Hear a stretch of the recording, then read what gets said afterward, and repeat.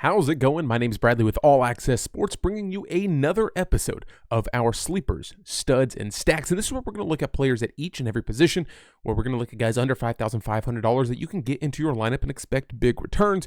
Those studs, those high-priced guys, the Tyreek Hills, the Christian McCaffreys of the world that are going to pay off at their position. And then finally, some stacks, the guys that you should be pairing, the wide receivers, the tight ends that you should be pairing with your quarterback.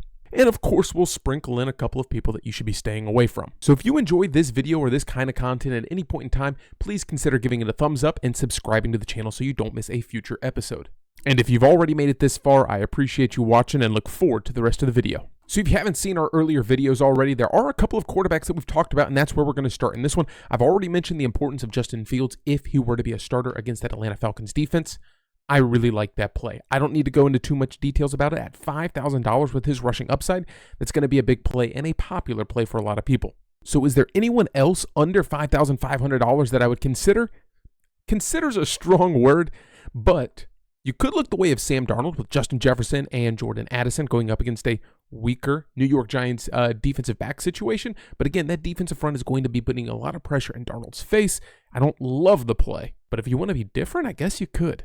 And if you want to be really different, Gardner Minshew. I'm not sure how much they're going to be throwing with Luke Getsy as the offensive coordinator there for the Raiders. Devontae Adams and Brock Bowers should have a decent game against the LA Chargers, but I'm not sure how much they're actually going to be throwing the ball when they have Zamir White in a run game-oriented offense. Studs at the top of the list. Of course, you have to start with Josh Allen, who's going to once again be producing at a very high clip against an Arizona Cardinals defense. I'm not saying that he's going to do it all, but he doesn't necessarily have a top-tier wide receiver one yet. Some of your friends want to say it's Khalil Shakir. Some of your friends want to say it's Keon Coleman. Some of your friends even want to say it's Dalton Kincaid. Until he has that number one guy secure and locked down, I expect his legs to be doing a lot of the work against a weaker Arizona Cardinals defense. I know you can't compare one year to the next, but being 32nd against the run, that means there's going to be a lot of holes on that defense. Now, if you don't want to pay top tier and you don't want to pay down below, who's someone in the middle? Anthony Richardson. And I know I'm not the only one that will be talking about him, so I get it. You're just giving everyone that everyone else is talking about. Not yet. Wait until you see the running backs. Anthony Richardson at $6,300 is going to be sure a fun quarterback to watch this season, but it's going to be a roller coaster of a ride. He's got a big arm and crazy athleticism. We saw it last year with a number of rushing attempts that he was able to escape and make big yards and big pickups and get big touchdowns. But most of this occurred without Jonathan Taylor. That could eat into some of those goal line touches that he snuffed out and fell into the end zone. But in a game where I think he's going to be chasing points against a very good Houston Texans offense, I think Anthony Richardson is going to have a very big game in order to win. Or they're going to be playing from behind and he's going to have to throw the ball and make something happen. Running backs under $5,500, and if you've already seen our first video, you might recognize some of these names, and they've actually even become even stronger. Chuba Hubbard. Miles Sanders has been dealing with a little bit of an injury, so we're not sure if he's going to be 100% a full go, but Chuba Hubbard was that guy coming down the stretch for the Carolina Panthers, and if you saw what new head coach Dave Canales was doing as an offensive coordinator in Tampa Bay last year with Rachaad White, getting more snaps than any other running back in the league, I would strongly consider Chuba Hubbard in my lineup. At $5,300, you want to get 3 to 4x your value. $50,000 in your Draftkings wallet, you're putting up 200 points, you're cashing most weeks, maybe not week one because there's some crazy scores, but you're cashing most weeks. 11, 11, 11, 12, 12. If this is your floor for a $5,300 Chuba Hubbard, I'm really happy. Why? Because of these 5 games, only one of them included a touchdown against Green Bay. I'm not saying I necessarily expect a 30-point day like you're going to get out of one of the top-tier running backs. You can reasonably expect against a New Orleans Saints defense for Chuba Hubbard to handle the bulk of the carries out of the backfield, and I'm looking for a 15 to 20-point game. With 18 points, would you be disappointed with 18 points from Chuba Hubbard? He can get it done. Don't look now, but the Saints are 22nd against the run. Cam Jordan has only gotten older at the defensive line, and the Panthers invested a lot of money into that offensive line. The most expensive in the league. Don't lie to me. How many of you are taking a chance on him? Again, I normally play 50-50 matchups or double-ups.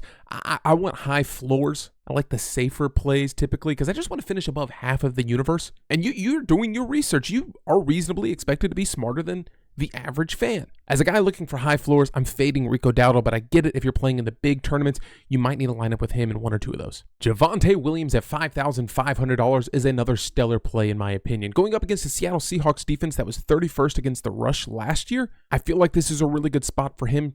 Sean Payton's probably going to want to slow Bo Nix into the season, utilize your running back who's a pretty good running back. On occasion, he's graced us with a 20-point performance. I do think Seattle is going to score early and often in this game, so it might play out of his hands a little bit, but he's perfectly good and a perfectly viable threat to get catches out of the backfield. Now 2 years removed from his injury, Sean Payton has shown he is comfortable and perfectly happy with running Javonte Williams. I really do like him in this spot, and again, 31st against the run last year. There's a couple of question marks on that defense. They've lost some pieces, they've added some pieces. If you ask a Seahawks fan, they've improved their defense.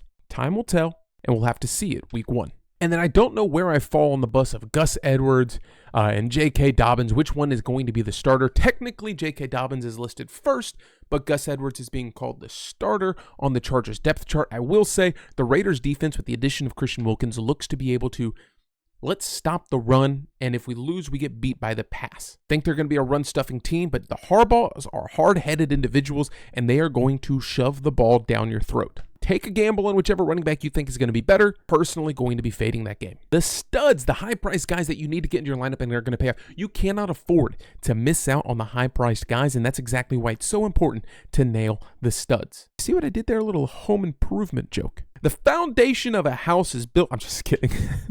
There's a lot to love up here. Jonathan Taylor, sure, I did have a really good game coming down the stretch against Houston with a 30-point performance week 18. Bijan Robinson going up against the Pittsburgh Steelers.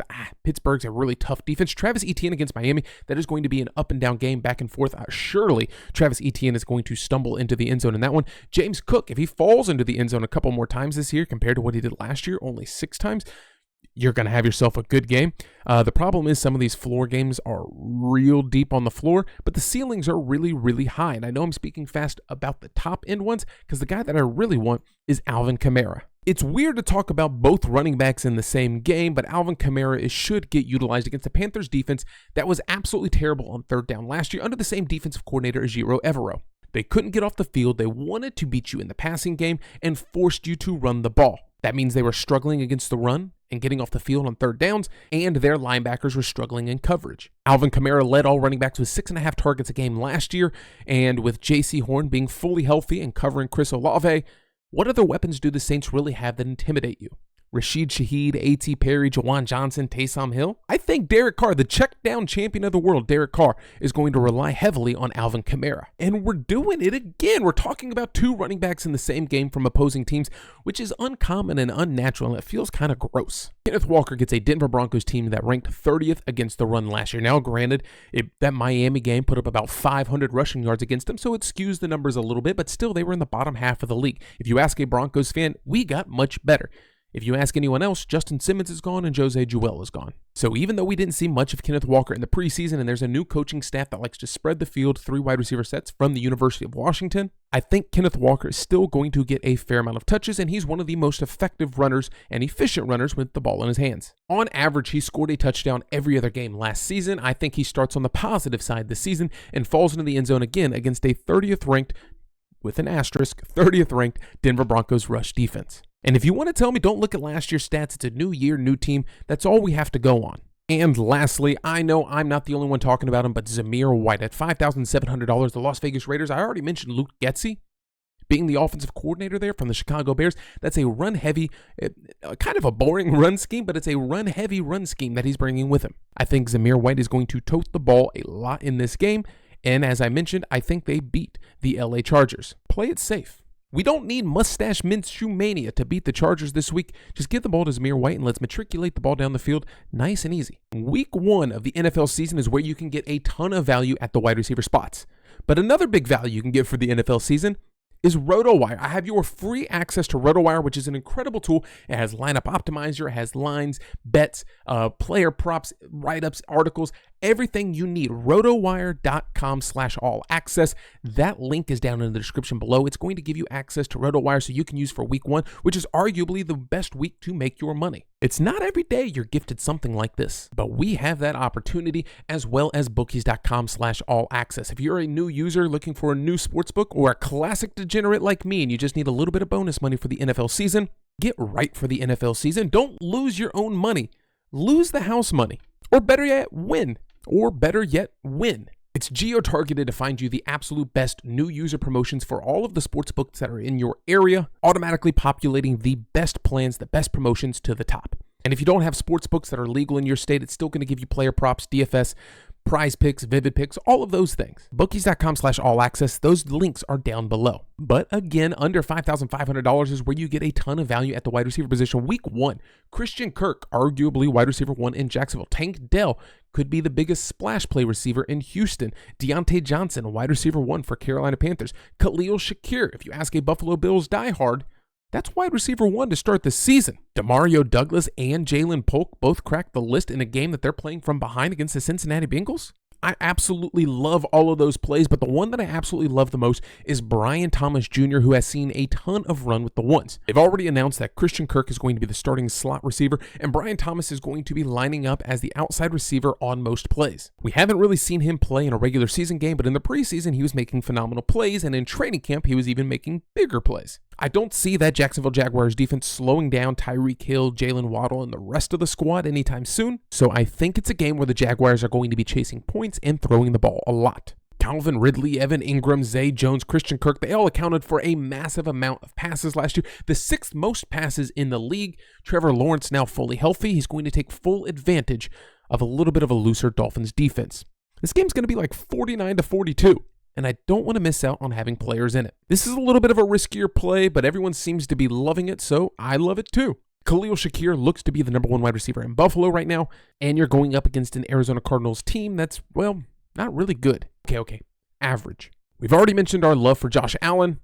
Here's someone that he's going to be throwing to a lot and often because he has so much faith in him that he's not going to drop a pass. Bills had so much faith in Khalil Shakir and the rest of the wide receiver room that they moved on from Stephon Diggs, among a few other reasons. At $5,100, if we're able to get 15 points, which is basically his floor over the last 3 games, I'm going to be decently happy. My last sleeper at the wide receiver position is someone that I already kind of talk about. It's Tank Dell, and I don't think that's going to take anyone by surprise. There's a lot of people that are fading him because there's too many mouths to feed, but I'm on the side that says Tank Dell doesn't need a lot of catches and a lot of targets and a lot of volume to do big damage. It's kind of a pick your poison, and I think Tank Dell will be the guy left out. 5 catches, 8 catches, that's a lot. 6, 3. He didn't need a lot of damage. 6 catches for 32, 8 catches for 31. That's a pretty good volume, but still 5 catches for 17, 6 for 18. I get it. It's a little bit intimidating. I don't know if he's necessarily a must start. Is he going to be in the slot while Stephon Diggs is out wide? There's a lot of question marks as the Houston Texans didn't run a ton of 3 wide receiver sets, but Tank Dell is going to still get his fair share of catches. Now we go on to the wide receivers at the top, and it's easy to tell you about CeeDee Lamb if he's playing against the Cleveland Browns. That offense runs through CD.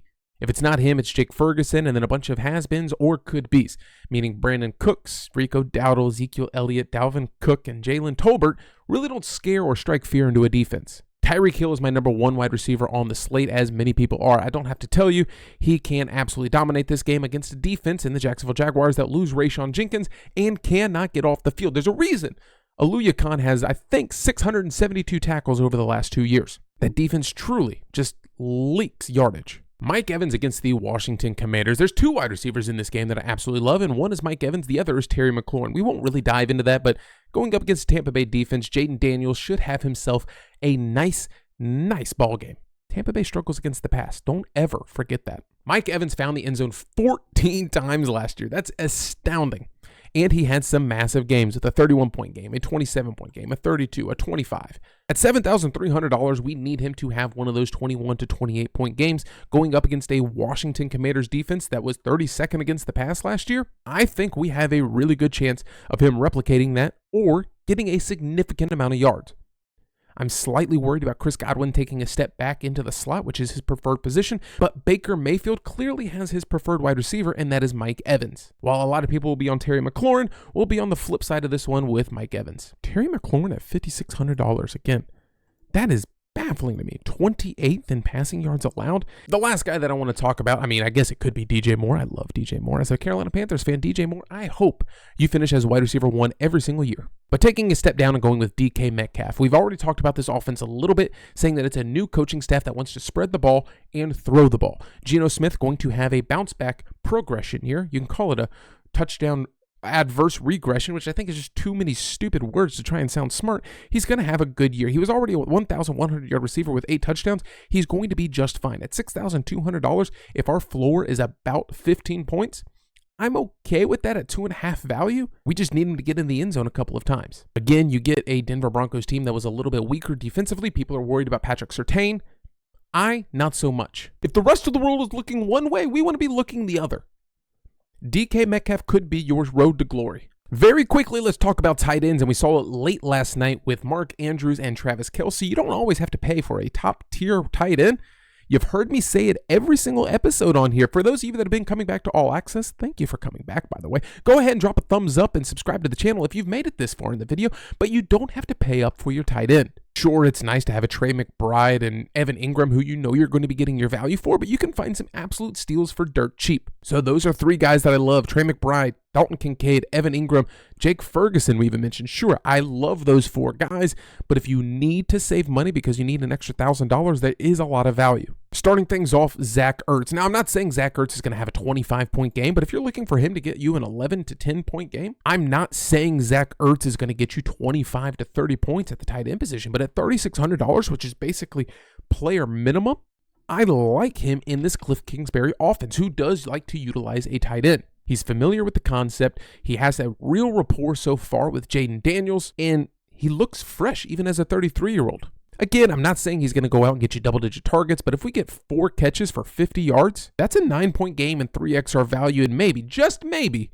he stumbles into the end zone. And we're digging way deep in the bag for this one. I don't care what you say. If it's because I'm a Carolina Panthers fan, so be it. The starting tight end for the Carolina Panthers is Ian Thomas, followed by Tommy Tremble. Both of them are out, which means your depth chart is Jordan Matthews and Ja'Tavion Sanders. Bryce Young's 3 best games last year all came by way of having big games with Stephon Sullivan and Tommy Tremble. Those are tight ends. I know you might not know who they are because they play on the terrible Carolina Panthers. In the preseason, the tight end is the one that caught the touchdown pass, Jordan Matthews, in the preseason game from Bryce Young. In 7-on-7s in preseason drill when they were paired up against the New York Jets, oftentimes it was looking the way of the tight end. At $2,500, again, if we get 4 catches for 50 yards, and we get 9 to 10 points without getting into the end zone, at $2,500, I am ecstatic.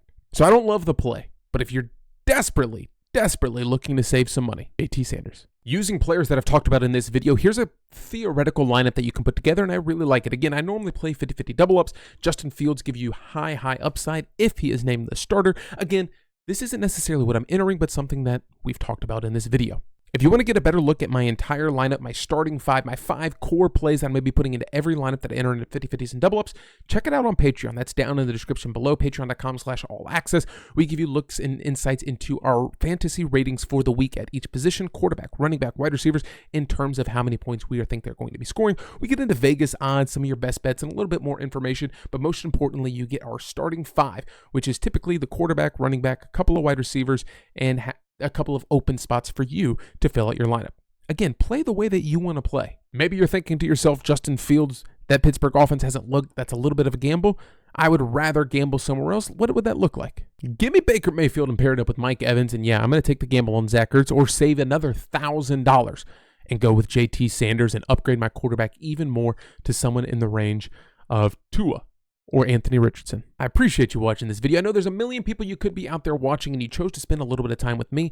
I really do appreciate you checking out and hanging out with Allaqcess Sports. We do this every single week right here on the channel, as well as giving you our game picks, winners and losers for every single game. We're already 1-0 with the Kansas City Chiefs, and tonight our pick might surprise you. Hopefully, the next time that I see you is down in the comments in the green and in next week's video, all 3 times.